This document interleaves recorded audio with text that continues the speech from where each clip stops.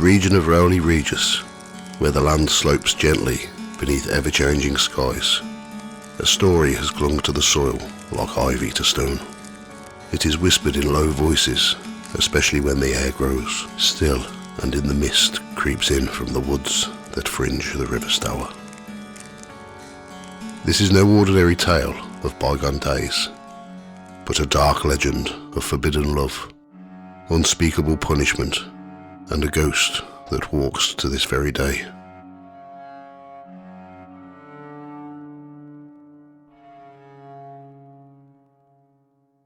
Long ago, in the shadow of Haden Hall, there stood a great abbey at Hales Owen, a place of solemn prayer and rigid discipline. Within its stone walls lived a young priest, devoted, dutiful, and destined for a life of silence and obedience. But fate, as it so often does, had other plans. The priest's heart had strayed from the sacred path, drawn not to scripture or spiritual enlightenment, but to a village girl named Elaine or Eleanor, depending on who tells the story. She lived by Hayseach Mill, a quiet place by the river where the wheels turned endlessly, and the air smelled of wet wood and flour. She was beautiful, yes, but it was her laughter, light and defiant, that ensnared the young man's soul. Their love bloomed in secret. At dusk, beneath the sheltering arms of ancient oak trees along the banks of the Stour, they would meet in whispers and embrace in the dark. Sometimes it was laughter that filled the air, other times quiet tears, for they both knew what they risked. He had taken vows, unchangeable, eternal. And yet, how can any vow stand against love? It is said they dreamed of running away, building a life together far from the watching eyes of the abbey and its laws. But such dreams are rarely allowed to live. Whether betrayed by a jealous monk discovered by accident, or watched all along by the stern abbot himself, the truth eventually came to light.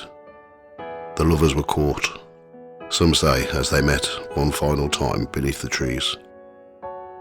Others claim it was as they attempted to flee through a hidden tunnel said to run beneath the abbey, leading all the way to Haden Hall. Wherever it happened, their fate was sealed. Their punishment was swift, harsh, unforgivable. In an act that shocked even those accustomed to strict rule, the young lovers were condemned to fate worse than death. The priest and Elaine were led into the cold, damp undercroft of Haden Hall. There, within the old stone foundation, a cavity had been prepared, a narrow chamber carved into the heart of the wall itself. They were forced inside. Then the wall was sealed, brick by brick, mortar spread without pause or pity. The sound of the trowel striking stone drowned out the weeping. Their screams, it said, grew muffled as the air thinned and the darkness thickened, until at last there was only silence. No prayers were said, no crosses carved, no names remembered. But death, it seems, could not contain such agony. It wasn't long after that strange occurrences began at Haden Hall. People spoke of an icy chill that filled certain corridors, of footsteps echoing when none walked in the halls. And most chilling of all, the figure of a woman, dressed all in white, her hands wringing with visible torment, her face pale with endless grief. She was often seen near the riverbanks, the very place where her love once met her in secret. Other times she wandered the edge of the old hall, her eyes vacant, always searching. Some claimed she would pause and tilt her head, as if listening for something just beyond hearing.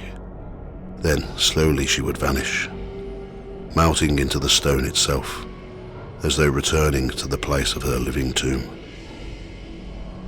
Though many refer to her as the White Lady of Haden Hall, some call her the Friendly Ghost, a term that hardly does justice to the tragedy etched into her spirit. There is no malevolence in her, only sorrow, a grief so deep it has outlasted the centuries. Britain is not unfamiliar with tales of people warded up alive, particularly in stories involving nuns or medieval recluses. In truth, some of these legends may have sprung from misunderstandings. In ancient times, certain religious orders practiced enclosure, where nuns would live their lives within sealed communities, rarely leaving their cloisters. Monks too, some orders often lived in silence and isolation. Some even chose solitary confinement in stone cells as acts of devotion. But the tale of Haden Hall is not one of willing sacrifice or religious devotion. It is the story of two people, punished simply for loving one another in a world that forbade it. The years rolled on, the abbey crumbled, the hall changed hands, and still the sightings continued. The White Lady became part of the local memory, a soft-footed phantom who appeared when the fog rolled thick across the land, or when the air grew unnaturally cold. There are those who say her lover's ghost also lingers, trapped somewhere within the shadows of Haden Hall, his spirit bound by guilt, or perhaps still trying to find Elaine. But if he walks in silence. It is she who is seen, she who weeps. And on certain nights, when the wind whistles through the trees, and the river murmurs like a voice half heard, passers-by may still glimpse a pale figure near the edge of the woods. A woman in white, wringing her hands, eyes full of loss, staring toward the hall, waiting for the one who never came.